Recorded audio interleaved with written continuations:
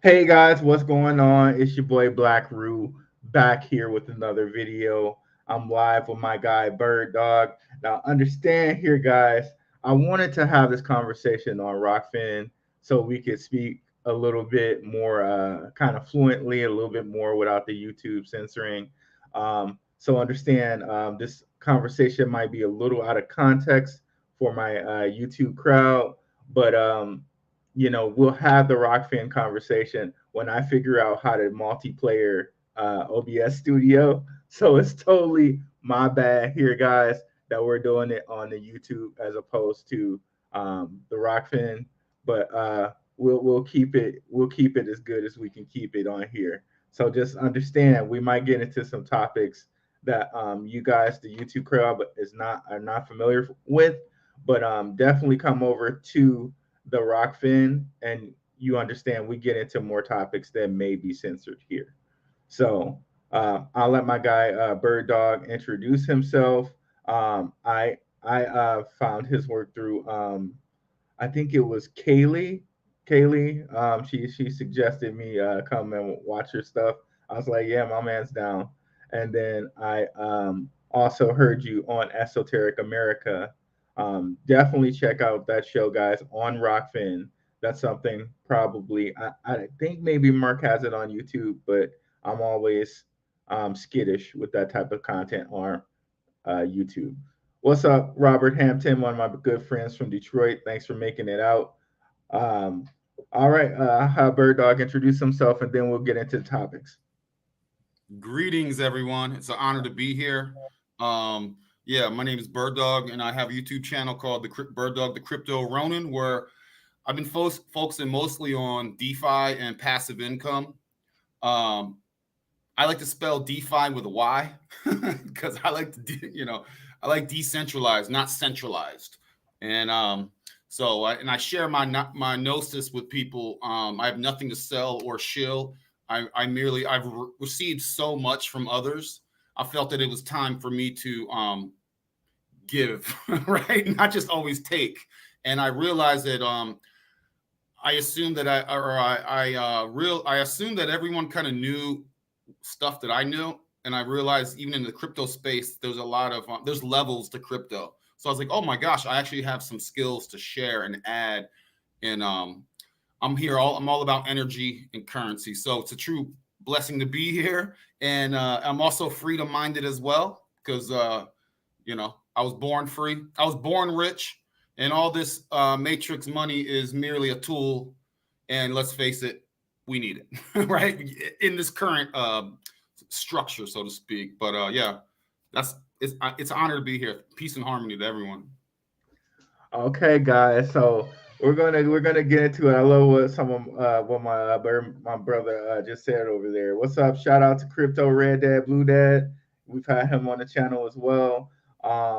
And this is the type of these are the type of creators I want you guys to be around. Bird Dog, Red Dad, Blue Dad. These type of creators that hit you with the stuff straight, and want to like not shield to you. I love that he said that because there are a lot of people that will shield to you, get into private coins, get into coins before you, shield stuff to you, and then dump them on you. Those are not the type of people I want to bring on the show. So yeah, brother, tell us a little bit about your crypto journey and like what got you into crypto. Yeah, and yeah, you like you said, there's people that are going to pump their bags. They need exit liquidity. So yeah, we're not here for Yep. exit liquidity. Yep. And I would never share anything if I didn't feel comfortable with sharing it. But my journey financially, I first learned about money in 2004. I literally just asked myself, what is money? Right. And that led me down the path eventually of Keynesian versus Austrian economics, sound money, Murray Rothbard and all these types of concepts. And I was like, oh my gosh. Um, and of course, the Creatures of Jekyll Island and the books like that and information like that. So I was like, wow. So I immediately started dumping everything into gold and silver because that's the best I had at the time. Yep.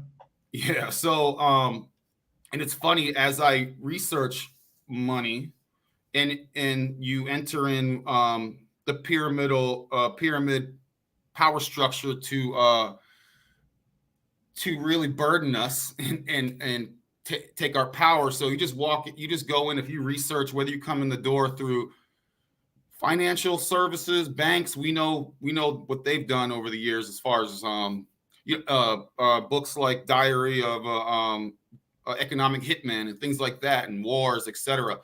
So you could come in, you see how it's all connected. The banks, the banking scenarios, politically, health, geopolitical, all these things are connected. And so that's kind of how I learned about that. And then I got into crypto, because let's face it, we're in a digital age, and it's going to be hard for me to drag my bags of of treasure around. So I got into crypto kind of at the end of 2019. And just like everyone, I think I started with Bitcoin, right? And then I was like, what's this Ethereum? Or, you know what I mean? So, right, exactly. I'm like, well, yeah. So Ethereum. And then eventually I had my bags packed, XRP, all these things. And then in January, I really got into some of the more obscure coins and just really dove in and learned about Monero, learned about Pirate Chain. And also, I personally got into passive income because I wanted to leave my job and not work for someone else, and be my own kind of boss entrepreneur. So I built up a passive income empire from January 21 to September of 21. So I'm 1 year totally crypto retired. Nice. So I live this life. Anything I say, I live it. You know what I mean? So yeah, that's kind of just a generic how I got here in crypto land, That's real cool. And today we're going to have really kind of two sides of the coin here. I didn't do that purposely, but it just so happened that way, the way people were free. Today we're going to talk about, later on with Crypto Logic John, LCX, which is a coin that's a WEF coin, a WEF exchange. But today with Birdog, we're going to be talking privacy coins. And there's always a question, and I'm going to try to hit on it like real light since we're on YouTube. There's always a question when you think about what happened here on in Canada with certain people, right? They had their money shut down, and if we come to a day where we have CBDCs and they're only CBDCs, there may be a question on, okay, can the government just click a switch and just turn off our money, right? So in hops a couple different options. We got Bitcoin, we got coins like eCash, and then we have coins like privacy coins. Now I want to let Birdog get into his journey with privacy coins. I saw he just did a nice video on Pirate Coin, one that we've talked about here on the channel. But I definitely suggest you go over to his channel and check his video out. Birdog, what's your opinion on Pirate Coin, and how do you see some of these privacy coins going on in the future when we hit these CBDCs coming up here, which I hear and I see a lot of articles say mid 2023, they're probably going to be rolling them out. Yeah, Fed now and things like that. I mean, well, and we can explain that, or I can break I have some articles to share. Sure. You want me to? Oh no. Okay. I want to build a little some context here. Sure. We know, and this is all mostly coming from an American kind of perspective, just because that's where we are. Most Americans that I've ever met are not very fiscally knowledgeable, so to speak. They haven't done the research. They don't know when the Fed was created. They don't know about sound money and the freedom of private money, right. Just the fundamentals.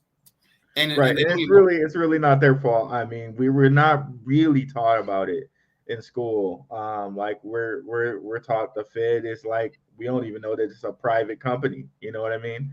But exactly. But go ahead. Sorry, brother.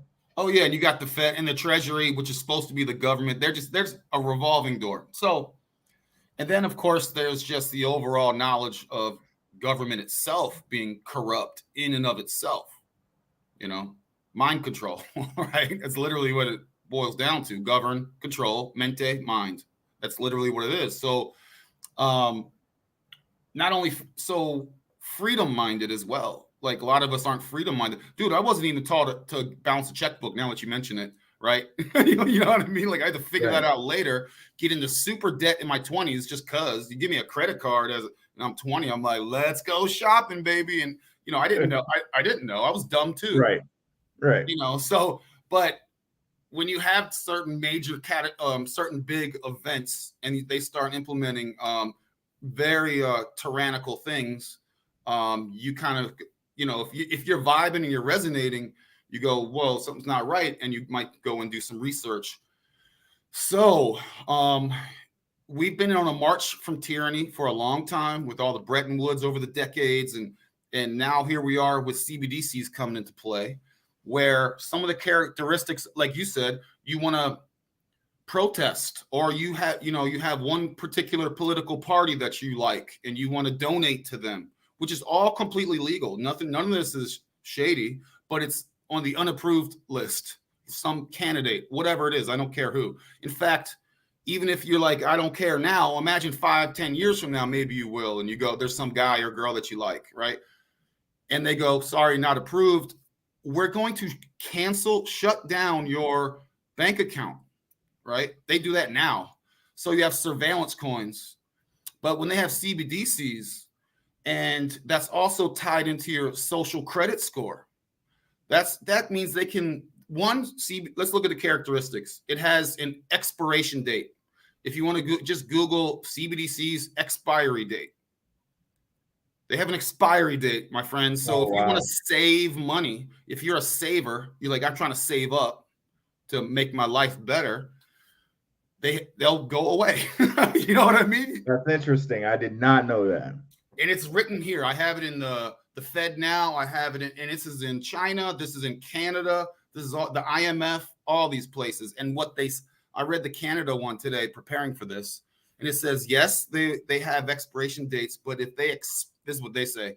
If they do expire, you will immediately get issued new CBDC, central banked digital currency, which, by the way, is not a blockchain.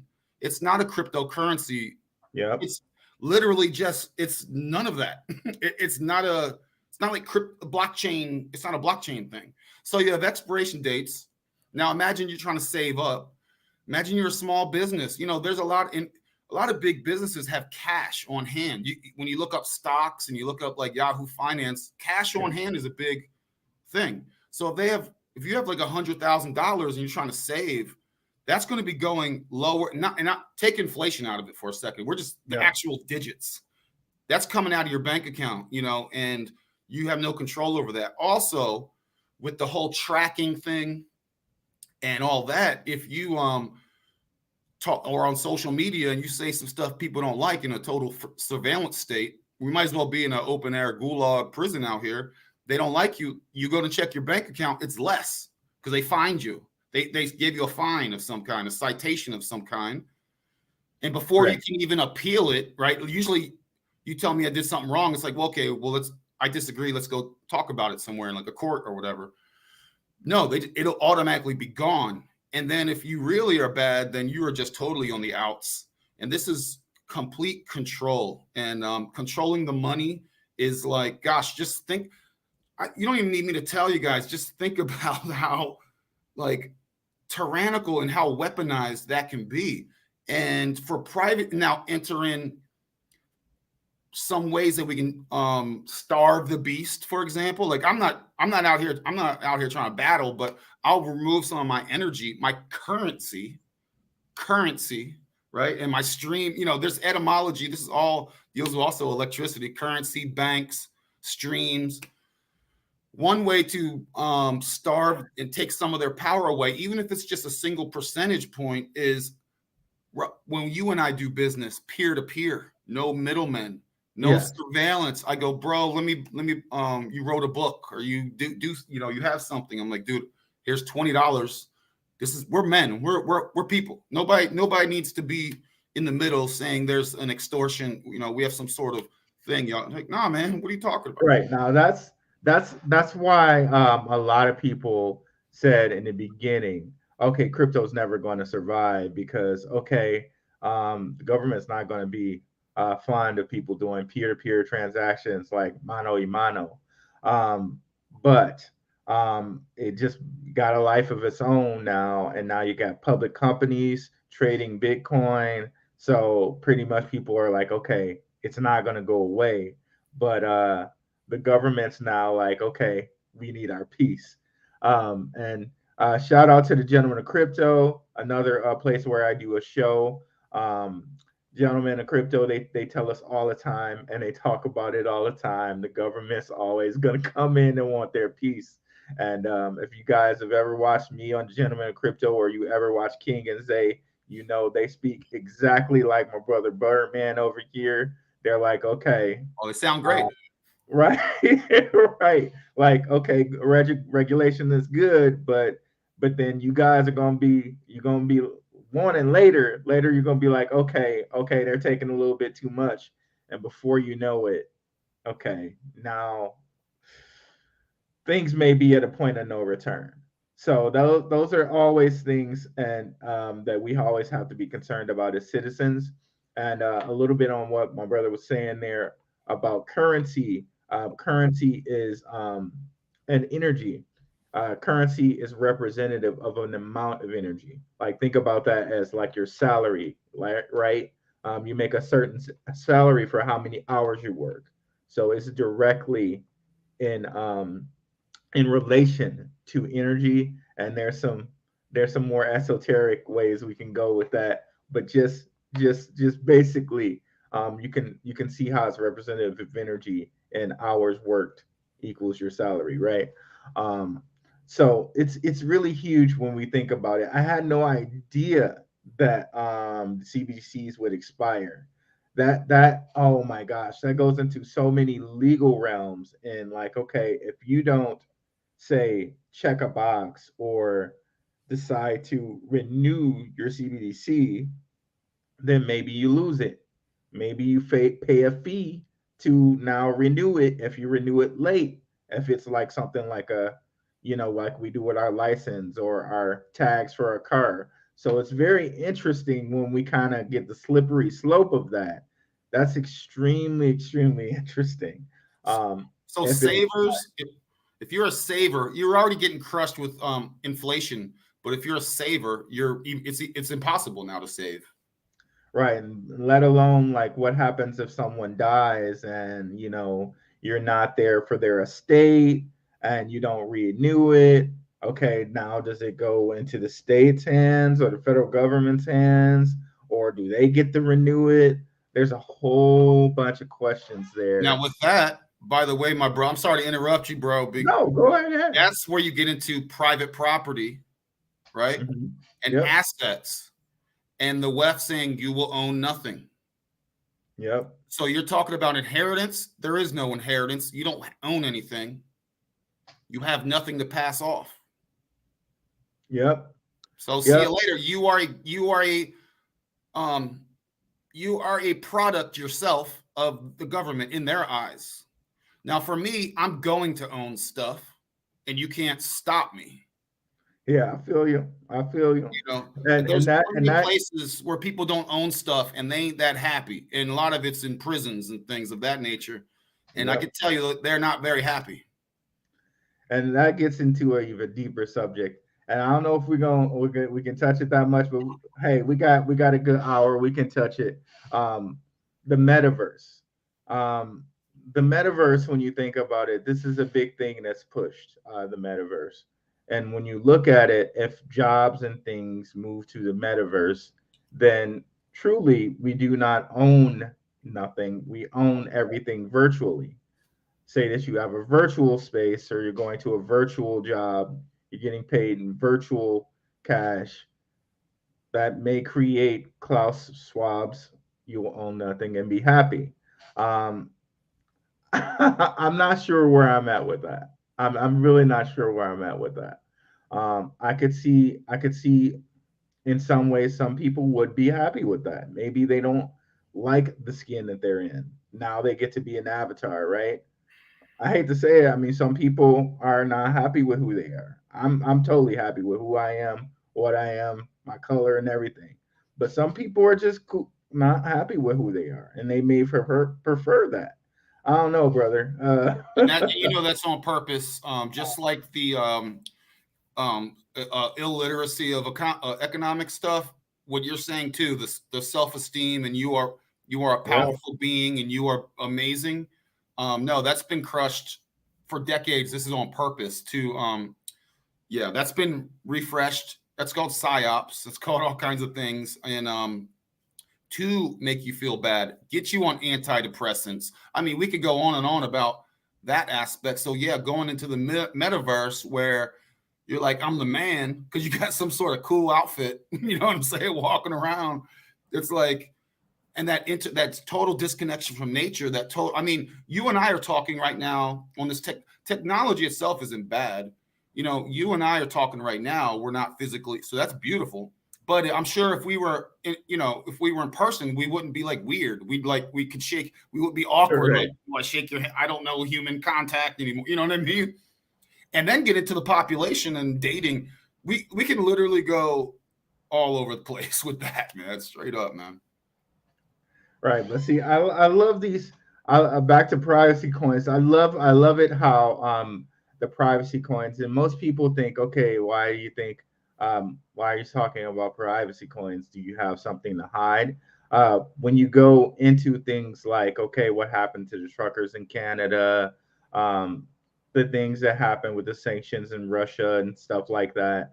Um, who's to say, if I'm Russian and I want to send something to my family member and they're now cut off from everything, MetaMask, all these different things, like I should be able to send my family member something. They're not doing anything illegal. It's these governments that are having a problem.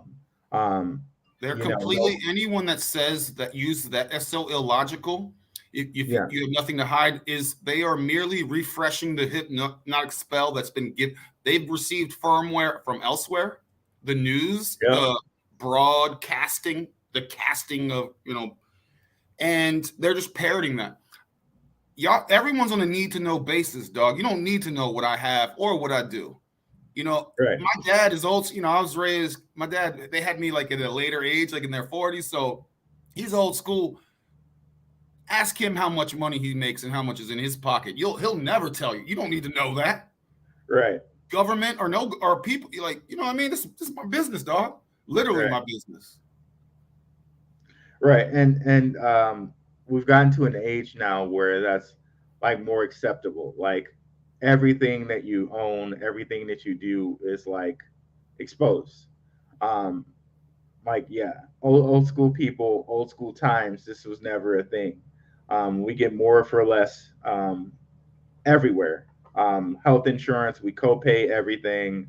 Um, God, going on even a flight now, you got to pay for bags. You got to wait like 2 hours to get checked or whatnot. Um, there's no lifetime warranties. There are few to little pensions plans. Um, like everything that we get nowadays is less, and it's kind of strange when we look at it as people. Other people of other times would have revolted, um, but we've gotten to a place where we're like happy and kind of like go along to get along with it. Um, it's pretty, it's pretty insane when you think about it. Um, so when I think about stuff like Pirate Coin and Haven and stuff like Monero, there may actually be there actually is a use for having the privacy coins, um, and being able to send them to whomever you want to send them to, because there are things like ESG and different types of I guess almost like a social credit score that's being implemented by the government, which sounds innocuous now, but wait for a couple of years until it's implemented, not for companies but for a person. Um, it's pretty interesting, It's and insidious. it really is. So when we think about these CBDCs, I can see it being Okay, so fiat money. What do you think about the American dollar? Because there's a whole bunch of stuff going on with the American dollar in which, like, hey, it's stronger than it's ever been, and in a certain sense it is, but I don't know. What do you think about that situation? Well, without get into the macroeconomics of it, without we all right, we placed our context just now. I'm kind of talking from a freedom aspect. So let's take that away for a second, because central banks, fiat or no fiat, it's all not good, but it's fine. So where we are with the macroeconomics, if you guys even recall 10 years ago and all the news articles about currency wars, right? This isn't just happening. You have to get a little bit of history, but the currency wars where everyone's trying to deflate, like, yo, I'm the U.S. and you got China, I owe you some money. Well, you're gonna just deflate it and make it worthless. And then what China would do is they have a bunch of dollars that are actively being um, inflated. So what do you do with those? You take them back to America and you buy assets, right? So that's what has been going on the last 10, 20, probably more like 30, 40 years, where all the assets in the United States, if you look at any place where you pay a toll, like I know Yeah, for a fact, well, you guys remember the article when they were talking about like Abu Dhabi buying the ports in the west, in the East Coast. They were gonna Port of Baltimore, the one in like New York, and some other things. That's because they bought a British company that owned that. So British, a foreign, so that's we can go all down the line. That's what foreign companies do when they have that currency dollar and they see it's getting deflated and they try to deflate theirs. They take it back to the U.S. and they buy hard assets, and that's how they own that. Now, what's going on today? So that's a little background. So fast forward to today, the euro is they're still printing, so they're still inflating their euro. So their euro is going down. I don't know what it is today, but it used to be worth a lot more than a dollar, at least a oh dollar. yeah, oh Um, yeah. This I is don't like know. the first time since I think like 2002 that the dollar's actually been worth more than the euro. Yeah, and it Um, wasn't by a little. It was like the euro. If you look at that chart, the euro was good. So now that's going down. All the other currencies are going down. The dollar is they're trying to do their deflationary thing, right? So the DXY is getting strength. Um, it's relative strength, though. You guys, you know what I mean? It's not like actually strong. It's just relative to the other ones. exactly, and that's the conversation I had. I don't know if you guys know that I have a show on Benzinga. These guys are a leader in stock news. They do stock news for like TD Ameritrade and other people. But I was talking on there with my co-host Luke, and we are talking about the dollar strength. And it's just like a Bird Dog saying, it's relative to the other currencies. But since there's inflation, day to day, you or I do not feel it because our dollar now is worth less because everything's inflated. The cost of energy, the cost of food, gas, you name it, everything's inflated. Used cars, everything. So that's something that's a point of concern for me as well, especially when you go into the whole energy crisis deal. Um, we're there with some cryptos. There's some cryptos are trying to go into the whole carbon credit route. Um, what's your thought on carbon credits? Well, those cryptos, I mean, they're obviously playing the game. Whatever, I don't blame them. It's obviously a big business, and I get it. No, that's just another way to enslave us and take our power away, literally our power. They're definitely not concerned about any environment. They're the ones that poison it mostly. And we can sit here and I can go on and on about how much these people purporting to the carbon credits has nothing to do with the environment. I'm going to boil it down. It is merely to control you and the masses.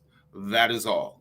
Traveling a certain distance, travel. I mean, in a feudalistic society, like especially you can look at like Japan when the shogunate took over. Feudalism meant you can't travel. You can't go outside of your little like. region or whatever. So stopping travel. Why? Because it's too much carbon, right? Like, or you have to pay for it. It's like, okay, so now we're stuck in our little area here. Maybe they let us visit relatives in another state one day. I don't know.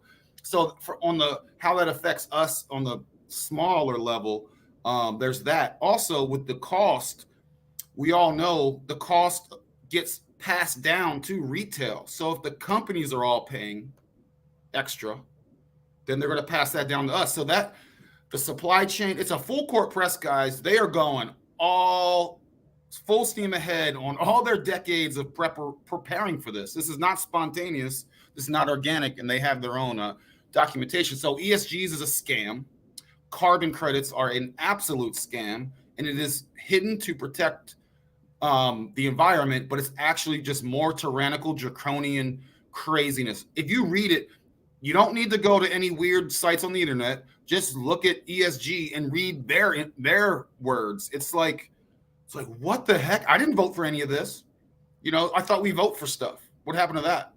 But now you have the transfer of the U.S. now. And by the way, your sovereignty of your country with your constitution or charter, wherever you come from, Dunzo. Now you'll be relying on like the UN and the IMF, etc., which will now you have this one law, all these same laws, all these unilateral agreements, and carbon credits. So trade between countries, every handoff of something is going to be more because of these credits. And then where's that money go? Who gets that, baby? Follow the money. Now you're talking about these parasites are growing in power because they're taking yours. Like they're literal parasites. They're taking your power. And again, so when you start moving stuff to like the UN or out of your country, whatever country you're from, well, now you don't have any say. You didn't vote for any of these people. You literally have no say at that point. Sure, you could protest, but no one cares about protests. Like they just let you blow off steam, and then they'll facially recognize you and they'll take your CBDCs, and then you're. So this is where we're going, and I don't know if we're too far. I think there are tipping points. This is why these conversations are so powerful. There are tipping points of the knowledge, the gnosis, the frequency. But unfortunately, it's been so like dampened down. Most people you talk to are very like low vibe. You name it. So we could stop it, but I don't know. I don't know if that's possible right now. You just have to right now do your best to starve the beast any little way you can. Stay out of the way of the lemmings. When the lemmings are running off the cliff, don't try and stop. Just get out of the way. Don't because they'll run you over too. You know what I mean? And hopefully that the system just eats itself. You know what I mean? And you have your garden and you're chilling with your puppies and kittens and family. One example, bruv, is like we all saw the California article where they said no gasoline vehicles by 2030 something, and then that same day they were like don't charge your vehicles because we're low on electricity. It's like, well, the whole point is based on the WEF is so they don't want you to have a car. They want you to use share drives. So you think, well, how are we all going to have cars if they don't have the electricity to handle it all? Well, there'll be less cars because you won't own one. You need a ride. You know what I'm saying? This is where they're going. This is not, and this is no theory. This is on their paperwork. So yeah, bro, that's what I think about that. You know what I mean? So before I answer that, let me stop to acknowledge some of the people who have come in. What's up, Decode? What's up, Relaxing Serenity Sounds? What's up, Phantom Beat? I appreciate everybody making it out. And if you're new to any one of our channels, definitely go over and like and subscribe. Man, my guy is over here dropping some knowledge. I swear, I can't wait till we get this on Rockfin and I really figure it out. This is us filtered. This is me. Everything I'm saying. You can just look. It's not hidden. That's why I'm talking this way. It's all like it's out in the open. Shout out Decode. Decode's coming through. Respect, brother. Appreciate it. So, man, and this is my guy was filtered. Wait till I get him over there on Rockfin. Okay, so I love to say some more things about like ESG and just like the carbon credits, because really there are things about like cloud seeding and different types of things that we may not be able to talk about here, but it's like um, just getting into it a little bit. If you guys aren't familiar with ESG, it's environmental social governance, and it's something that the government's already doing, and it's being applied to companies at this point. Um, Now, it's kind of everything in the word environmental, social, socialized governance. Like who's responsible for like if you're being misbehaving socially or environmentally? Who decides what misbehaving environmentally or socially means? Um, if I say something, it's such a gray area because whoever's in control of that can now say, okay, you're bad for saying this or doing this or driving that car.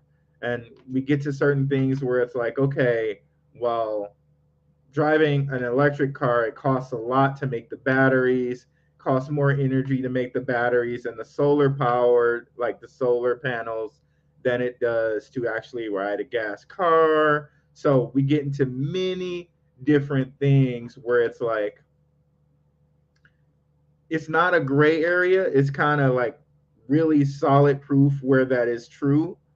But from what the message is said to us, what the message is that okay, electric cars are better. They save the environment. Solar panels are better. They save the environment. These are the messages and the things that are fed to us from the media. Um, but if you really get down there deep, and you got to get deep because there's so many different things, there's so much different news that it's so flooded out there to even find the truth is very, very, very hard. But trust me, like the power that it costs to make an electric car and certain things that certain power that different people like Tesla have over electric cars, where they can literally shut them down on you if they wanted to. Um, it gets into a lot of things, guys, a very lot of things. But to go back to the ESG, um, for instance, like we were saying with the truckers in Canada, right? Someone could socially say, okay, you guys arguing over gas prices and you know taking up your right to protest, that's socially wrong. Boom, no money. And they did that. It's proven, it's out there. You guys can go look it up. But that there is a case number one where, okay, now you don't have any money if they're CBDCs, right? Um, say like any social protests for anything. Let's say social protests for police brutality. I know a lot of people have a problem with that, but say if you protest about that, canceled. You know what I mean? So there's so many things socially where you could be canceled and have your money removed. Um, that's why we have this counterculture of privacy coins. And there's another counterculture of e-cash. I don't know if you got into that much, Bird Dog. E-cash. Have you heard of e-cash? A little. I've heard of it. I haven't really researched deep dived into it. Okay, so his community, the maker of eCash, Amari Sachet, he does mention how the Fed kind of has, CBDCs coming, and we need a sovereign money in case something happens, in a case where we cannot, you know, use CBDCs or use the general fiat, right? Um, so those things are things that we may want to look out for as people, right? Things like eCash, things like Monero, different things like that. Um, the next question is things like, okay, data. Web3, everybody knows Web3 is a big thing, but what all of Web3 means to me is like who's in control of the data. Um, That's a big thing. There are a couple different cryptos that are coming out that are kind of trying to give a little bit more control back to us with that. Um, what do you think about the whole big data push, Bird Dog? Because we see things here with like Google, we see things like with Twitter, and there's certain different cryptos. We won't name them here, but they're getting into the area where they want to try to kind of pull that back into our hands. What do you think about that? Yeah, if you listen to the Ripple folks, David Schwartz and them, they talk about the internet of value. They talk about, even they envision you walking around town. You got your cell phone, and they'll literally, like, this is like a sci-fi movie. They'll literally see, like, you like to buy certain clothes. You walk by, they see your phone, and you start flashing you ads of that. Literally walking around, and now you're they say you're supposed to receive micropayments as internet of value. So you talk about taking your data, lack of privacy, to the next level. They don't want you to have any private. They want a full surveillance state is their goal. There's a reason why we have certain, like, at least on paperwork. I don't need paperwork, but at least we have paperwork on illegal search and seizure and things like that.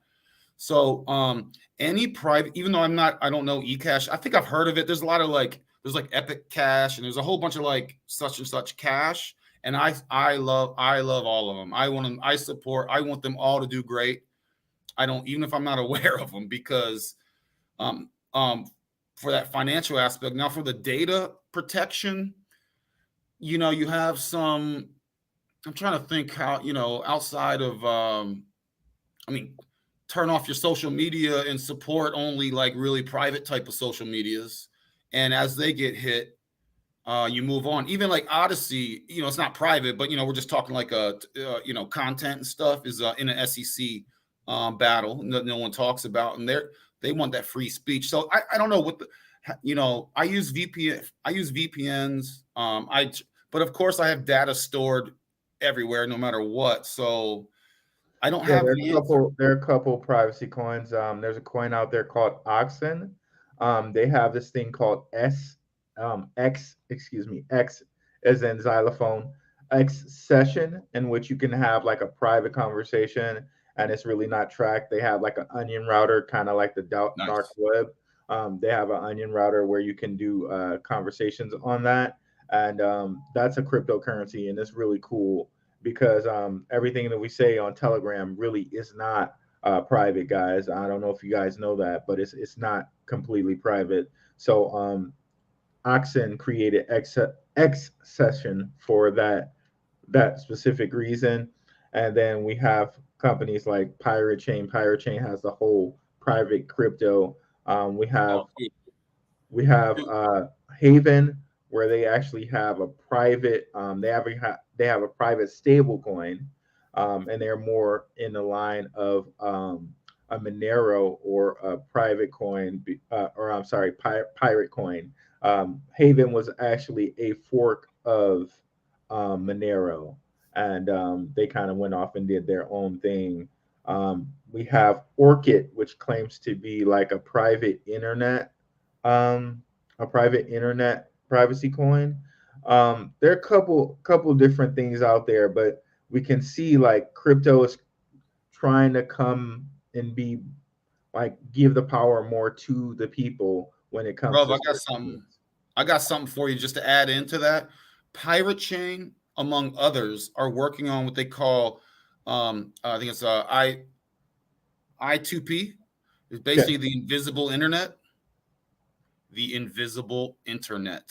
They nice. have those onion route, those onion route. So when you enter the internet, you're like on a whole, totally private thing. I don't know the ins and outs, but I love it, and I hope it works. Great. You know, That's cool. That's cool. That makes me even higher on private chain. I'm glad you mentioned that. Definitely yeah. go over and check out Bird Dog's video on the pirate chain, guys. Um, so I think we had a really good basis on some privacy coins and stuff like that. We went into the environmental climate change coins. Um, we got about 15 minutes left. We can go into some more talking, but I love it if you guys out there, if you guys have any questions for either me or Birdog, you can bring them up. And then while those questions are coming up, is there anything else you want to share with the audience, brother? Can I just do just some quick screen shares? For sure. Just Here, let as me. we're waiting, as the questions come in, just quick. Let Sure. me see. If I hit share, I'll hit share screen, and then I hit share. Okay, and then I will add it to the stream. Yeah. And Okay. Let me try and like make this a little larger. Yep. Perfect. Is that too big? Let's see. Okay. This is about China. This is about the expiration dates of excuse me, let me get to a good. Introducing money that expires, and it can be used to stimulate the economy or just make activists penniless. And think about the way their justification to stimulate the economy means you got to spend that money, baby. You got to spend it, baby. Spend it, right? That's their thing. So yeah, you have the yuan, they're just doing a prototype with expiration dates, and you guys can look into this. All I did was type in CBDC's expiry, and you'll get all kinds of. This is an article. This isn't official, but why listen to me? Let's go to the official. This is an IMF website, the IMF. So this is not a goofy. And what is the IMF for the guy for the people out here? It's essentially the central bank of the world, the International Monetary Fund. So if you have a central bank in a country, you need to register with these people. Gotcha. And if you don't register with them, that's typically when war will be starting. Yeah, we have a couple different examples of that. And if you guys don't know it, I won't. I'll save it. I'll save it for Rock Fan. But there are a couple different. I'll put it this way: there are a couple different leaders of different countries that have wanted to go off of the central bank. These leaders are no longer with us. Yeah. We'll put it that way. So and their countries are not better than before. They have not improved, which is what all these people on these news articles and pushing their agendas. It's going to be so beautiful and great. Well, you don't have a very good track record of making things beautiful. So yeah, if you guys want to read this, I'm not going to read it to you, but this is just from September. This is just from. Sorry, let me get a date on this. Is just from. Oh, well, this is from earlier in the year, right? Okay, so, and then what's this information here? Just gearing up for the central bank digital currency, the future of money. This is IMF director, and I think, they just have 3 points. I just want to hit on some points. I'm not going to read the whole thing. So when they talk about financial inclusion, which sounds wonderful, right? Don't we want everyone to be included? I could tell you that doesn't work out too well in some countries. They rolled out things in Nigeria. And I think they have some stuff in Ghana. And I can tell you the people don't feel included. They feel excluded. By the way, if you want to know what any of these terms mean, I'll just give you the definition of all of them right now. Just invert everything that they say. It's the exact opposite. You'll own nothing and be happy. You ain't going to be happy. You want to be financially included? Yeah. So the CBDCs, not one size fits all. So they'll kind of have some regional. They'll start out with little regional. Every country will have its own. Like the dollar will still be a dollar, but it'll be the American CBDC, so to speak. So cross-border payments will run through the rails, the ISO 222s via the IMF. Okay, so there's some intermediary things and a lot, and this is where if you want to invest in the NWO, which I do, you know what I mean. You can look at the ISO 222 coins and Ripple. There's a whole list, and that's to replace Swift. So if you guys want to look up how Swift, it is antiquated. When they do cross-border payments, they do this ledger but it's this weird like IOU thing. You know what I mean? So it's like because it's slow, but things need to move fast. But this is replacing Swift essentially, and you guys can read up on that. So the stability and privacy concerns, and you'll see they all talk about what was I looking for? Okay, smaller holdings. They're always going to talk about money laundering. So this is what I want to hit on. They say you'll be able to do smaller transactions without a whole bunch of, like, I can give you $10 and they ain't going to bother us. But, they'll put a limit on that. It's kind of like how you can only transfer so much money right now, bank to bank. Yeah. Or they'll say like anything over $600 is a problem because we are a criminal, and anyone that deals in anything over $600 is suspect and possibly doing illegal activity. And we know money laundering. I don't know about y'all, but I know some money launderers, and most of them they operate out of Washington D.C. And they do a lot of horrible things. In fact, the cash, IMF is mostly that's held up by drug cartels. There's like trillions of dollars holding up the current banking system of illegal money laundering, which they money launder for the.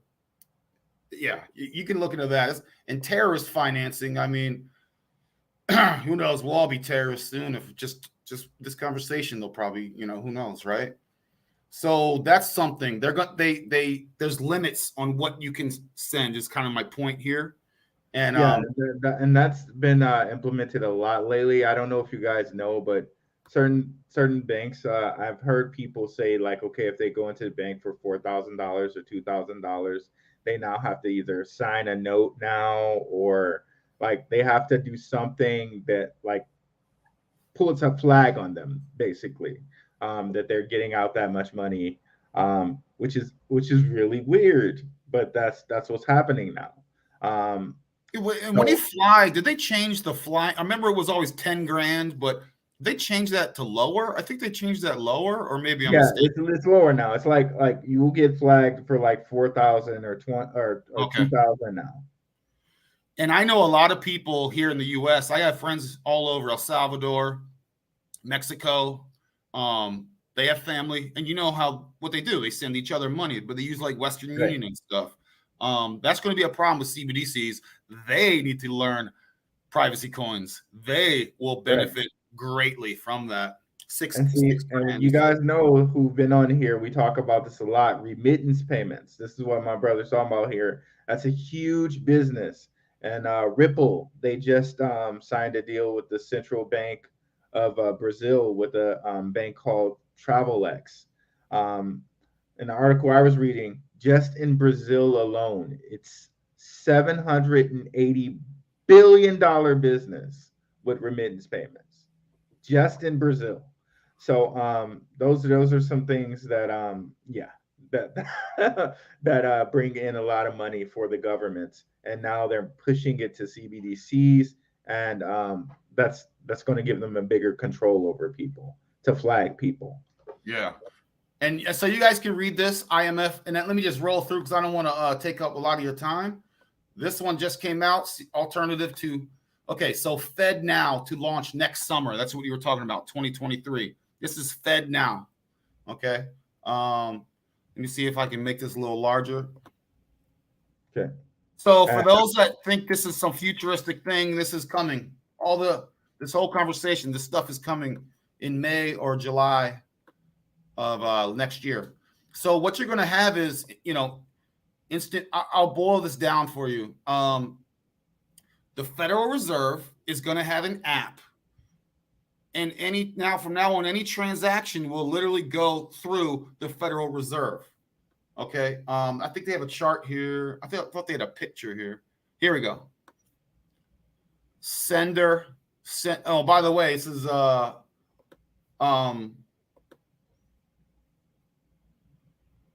they're only, let's not forget that trust is anchored in credible central banks with a history. So only credible central banks are allowed.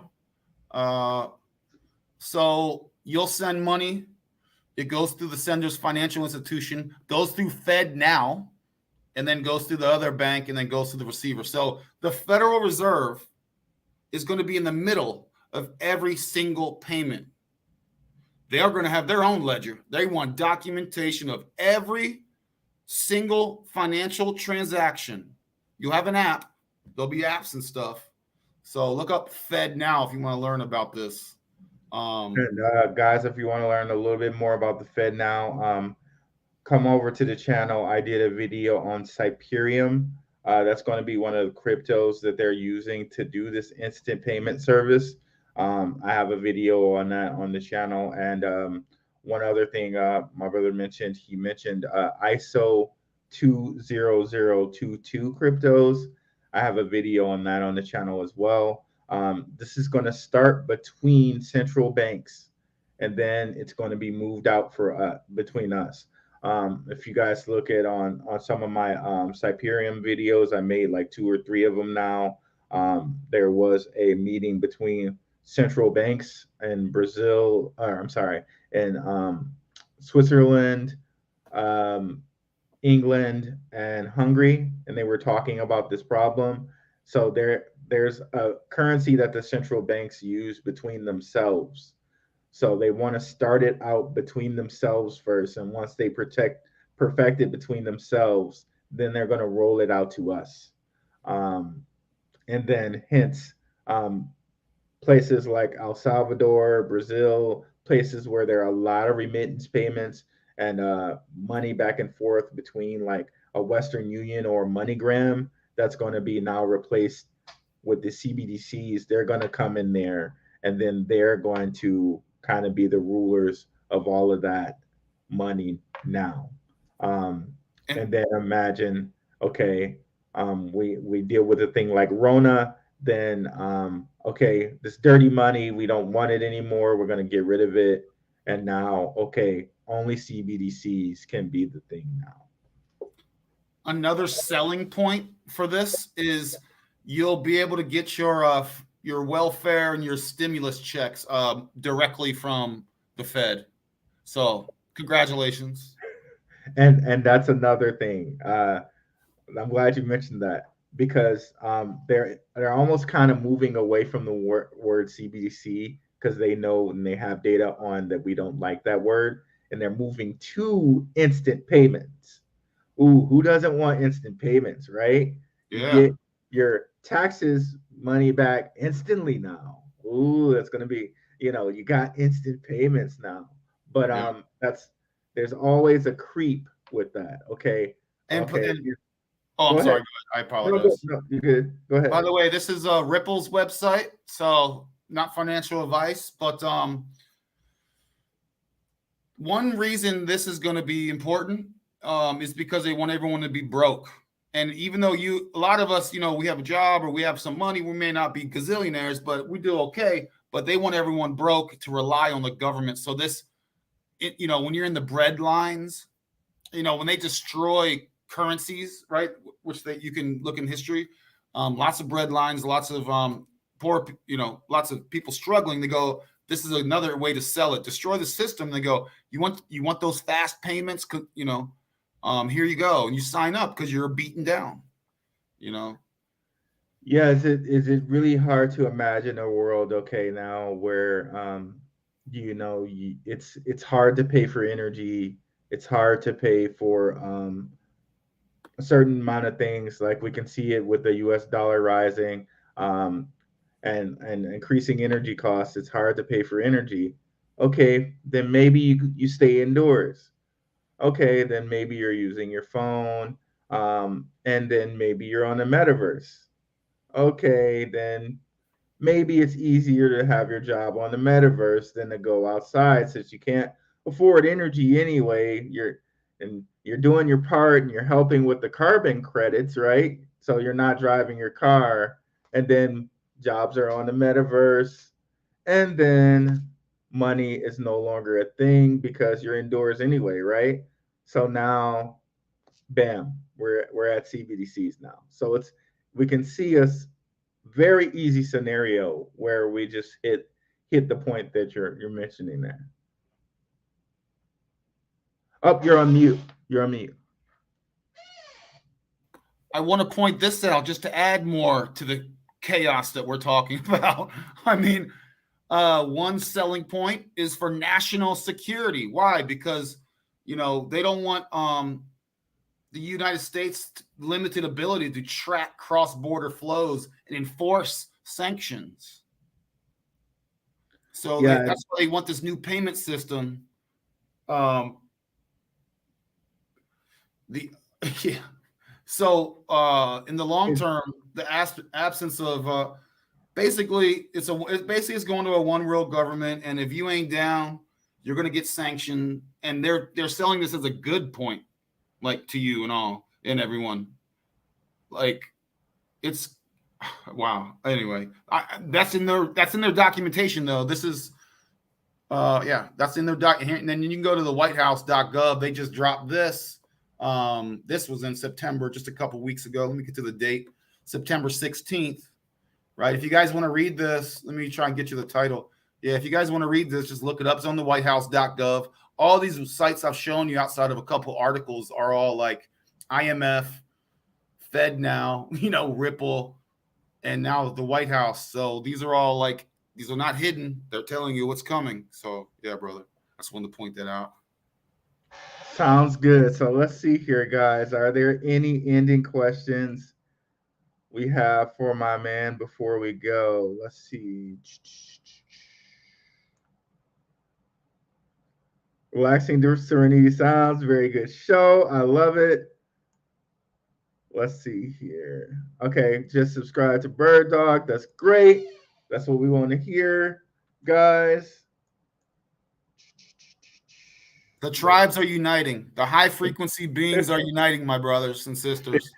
There we go. And let's see here. Marcus Walter, there's only one cryptocurrency out there that's fighting against CBDCs, which is eCash. Marcus Walter is a really big eCash guy, a really good supporter of the Black Room Investing channel. Oh, another very good supporter, Virgo El Unico up in the house. Um, very nice to see you guys. Definitely go check out my guy, Bird Dog. Let's see if he has any closing points here, and then we'll wrap up the show. And guys, we'll definitely do this again on Rockfin, where we can speak a little bit more freely. And we'll definitely do this again on Rockfin. It was a true honor to be here. I'll have to set up my own Rockfin because I want to. I don't like talk. If I can't speak freely, I'm not free. But dude, this was a true honor. I'll have you on my show as well, so we can talk. I love these conversations. We got, these are just conversations, healthy discourse, and to raise the vibration. In my opinion, the tribes are uniting. I think we should start to. You can see that separation between those of us who are high vibe and those that are staying on the low vibe. Yeah. But to the homie Marcus, personally, this is not advice, but I would be careful of getting the try. I support all the privacy ones. I want them all to succeed, or at least one. So I'll learn more about eCash, but I just don't like. I'm not a tribal. I'm not in the group think. I'm not in tribalism. I want to whatever's working. But I'll look into it, Marcus. Thanks, man. But I appreciate each and every one of you. It was a true honor and blessing to be here. I wish everyone peace and harmony. And that's all I got, my friend. It was such an honor to be here. Much gratitude, man. No worries. Thanks for coming out, brother, and we'll definitely do this again on Rockfin. Stick around for a little bit so we can close out ourselves. I think I have a link to Bird Dog's YouTube in the description there, guys. So it's very easy for you guys to go sign up. And since you're already over here, if you're from Bird Dog's crew, I hope I've earned a like and subscribe from you guys. Thank you guys so much for coming out. Have a good one, guys.